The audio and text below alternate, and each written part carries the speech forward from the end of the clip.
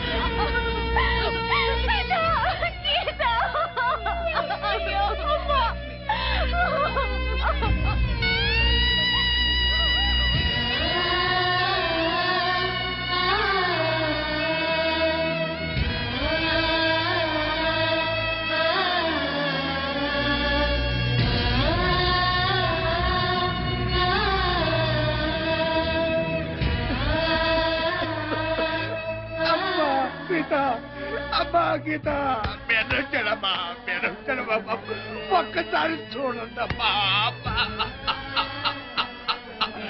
అయ్యో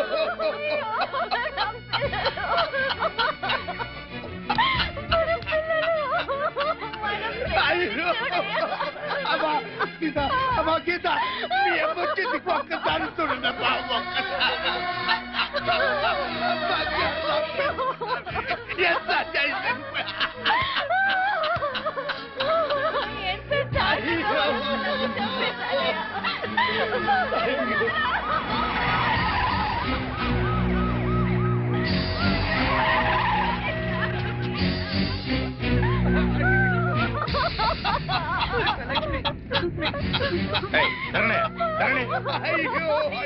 అయ్యా చూడండి అయ్యా, చూడండి అయ్యా, ఎంత ఘోరం జరిగిపోయిందో చూడండి అయ్యా.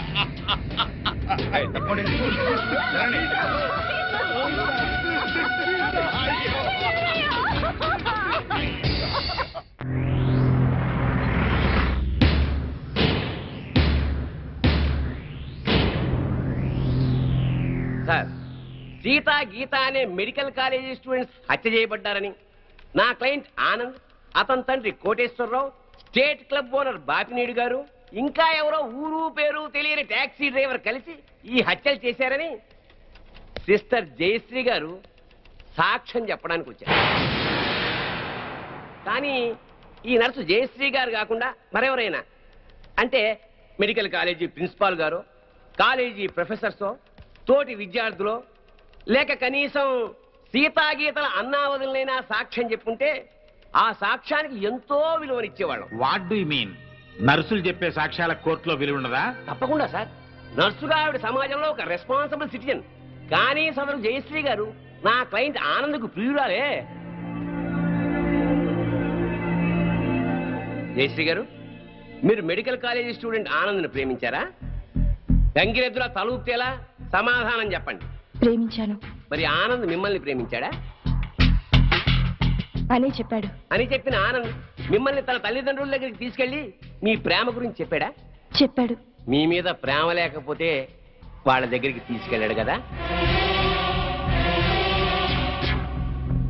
సో ఆనంద్ మిమ్మల్ని సిన్సియర్ గా ప్రేమించాడు. ఆనంద్ తల్లిదండ్రులు ఏమన్నారు? మా పెళ్లికి ఒప్పుకోలేదు. సార్, ఒక పెద్దింట్లో పుట్టిన ఒక్కగానొక్క కొడుకు ఒక పెద్దింటి అమ్మాయినే పెళ్లి చేసుకోవాలనే సగటు తల్లిదండ్రుల స్వార్థంతో ఆనంద్ తల్లిదండ్రులు ఈ పెళ్లికి ఒప్పుకోలేదు. 3 ఏళ్ల వీళ్ల ప్రేమ కన్నా 25 ఏళ్ల తల్లిదండ్రుల ప్రేమ గొప్పదని ఫీల్ అయ్యి మన ప్రేమని త్యాగం చేద్దామని చెప్పాడు సార్ ఆనంద్. చెప్పాడా జయశ్రీ గారు? చెప్పాడు. వీళ్ళ ప్రేమ గురించి పెళ్లి గురించి కాదండి ఈ case. Here is the point sir. నా క్లయింట్ ఆనంద్కి ఒక గొప్పింటి అమ్మాయితో పెళ్లి ఫిక్స్ అయింది. So what? తనకు దక్కని ఆనంద్ ఇంకెవరికి దక్కకూడదన్న చీప్ ఫీలింగ్ తో ఏ సంబంధము లేని ఈ దంట హత్యల కేసుని నా క్లయింట్స్ మీద రుద్దాలని చూస్తోంది సార్ ఈ జయశ్రీ. అంత అబద్ధం సార్. నిజం నిజం నిజం. అంత ఖచ్చితంగా ఎలా చెప్పగలరు? అంత గట్టి సాక్ష్యాధారాలు ఉన్నాయి కాబట్టి సార్ మీరు అనుమతిస్తే కొన్ని ఇంపార్టెంట్ విట్నెస్ మీ ముందు ఉంచుతాను. ఎస్. నమస్కారం సార్. మీ పేరు? సుధాకర్ సార్. ఏం చేస్తుంటాం? స్టేట్ క్లబ్ లో మేనేజర్ గా పనిచేస్తున్నాను సార్. సరే, ఈ కేసు విషయంలో నీకు తెలిసింది జడ్జి గారికి చెప్పు. ఈ కేసు గురించి నాకేమీ తెలియదు సార్. సీతాగీత అనేవాళ్ళు మాత్రం నాకు బాగా తెలుసు సార్. ఎలా తెలుసు? ప్రతిరోజు మా క్లబ్కి డిస్కో తక్కువ వస్తుంటారు సార్. నిజంగా మా క్లబ్కి వాళ్ళు పెద్ద అట్రాక్షన్ సార్.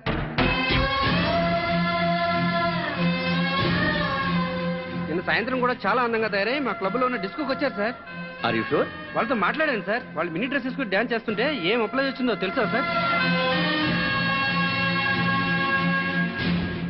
నిన్న సాయంత్రం కూడా క్లబ్కి వచ్చిన అమ్మాయిలు 4 రోజుల క్రితమే హత్య చేయబడ్డారని, వాళ్ళ శవాల్ని గుర్తుపట్టడానికి కూడా వీలు లేకుండా కాల్ చేశారని నా క్లయింట్స్ మీద కేసు పెట్టడం హాస్యాస్పదం సార్.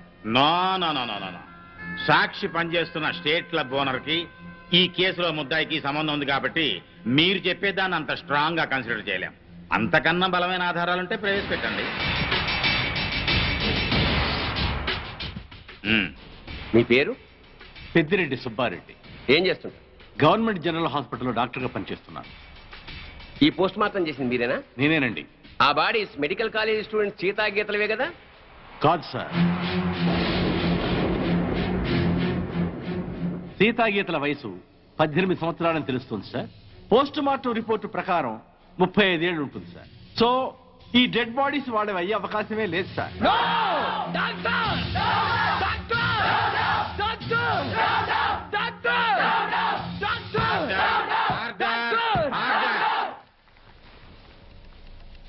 ఒక గవర్నమెంట్ డాక్టర్ ఇచ్చిన పోస్ట్ మార్టం రిపోర్ట్ ఈ కేసులో బలమైన సాక్ష్యంగా భావిస్తున్నాను సార్.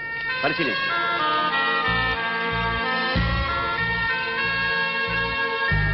సో నా క్లయింట్ ఈ హత్యలు చేయలేదని, సీతాగీతలో అసలు హత్య చేయబడలేదని తగిన సాక్ష్యాలు కోర్టు వారికి ప్రొడ్యూస్ చేశాను. అంటే నా బిడ్డలు చచ్చిపోలేదా జడ్జి గారు? అయితే ఈ హత్యలకు వీళ్లకు ఏ సంబంధము లేదు సార్. వీళ్ళందరూ ఉత్తములే సార్. ఆ నరసమ్మ చెప్పింది కూడా అంత అబద్ధమేనండి. మరి మా బిడ్డలు ఎక్కడండి? చెప్పండి సార్. మీరే చెప్పండి సార్. నా బిడ్డలు హత్య చేయబడినప్పుడు మరి వాళ్ళు ఎక్కడ సార్? మా పిల్లలకి ఇతనికి సంబంధం లేనప్పుడు పుట్టినరోజు పండుగ ఎందుకు చేయాలండి? బోర్ల మీద పేర్లు ఎందుకు రాయాలండి? వేలకు వేలకు ఖర్చు ఎందుకు చేయాలి? అయినా అతనికి మా పిల్లల మీద కన్ను లేదు. మరి అలాంటప్పుడు మా పిల్లలు ఏమైపోయారండి? ఈ పిల్లల గురించి అడగాల్సింది కోర్టులో కాదమ్మా, పోలీస్ స్టేషన్ లో. జడ్జి గారు, సార్, అతను నన్ను పెళ్లి చేసుకుంటానని నమ్మించి మోసం చేశాడు. నేను చనిపోయిన దాన్ని, కానీ నాకు మనసు ఉంది సార్. నా మాట నమ్మండి సార్. ఈ దుర్మార్గులే సార్ సీత గీతలు చెప్పేశారు. అది దారుణంగా చెప్పేశారు సార్. 4 ముక్కలు ఎమోషనల్ గా మాట్లాడి 4 చుక్కలు కన్నీళ్లు కాచేస్తేనే అన్యాయం న్యాయం అయిపోదమ్మా. కోర్టుకు కావాల్సింది సాక్ష్యాలు, కన్నీళ్లు కావు. కన్నీళ్లు కాచేస్తేనే నిజాలైపోతే మా వాళ్ళు గారుస్తారు కన్నీళ్ళు. చెప్పండి అయ్యా. చాలు.